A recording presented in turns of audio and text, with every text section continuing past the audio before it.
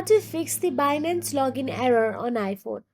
If you are facing a Binance Login Error on your iPhone, then here is a step-by-step guide to fix it quickly and safely. First of all, close the Binance app completely and try restarting your iPhone, then try logging in again. Sometimes a simple restart can fix some glitches in your app and as well as on your phone.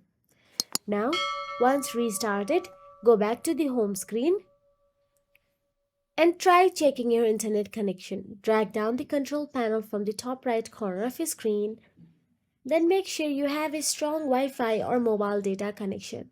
You can also switch between Wi-Fi and mobile data to test or try opening another app to see if the internet is working.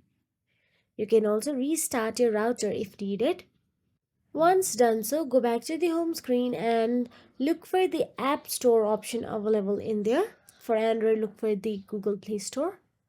Then tap on the App Store. Now tap on the search address bar at the bottom right. Then search for the Binance app and hit enter. Now check if there is any update option available right next to the Binance. If there is, then tap on the update and update it to the latest version, because older versions can also cause login issues due to security updates. Now, once you have updated your Binance app, all you have to do is go back to the home screen.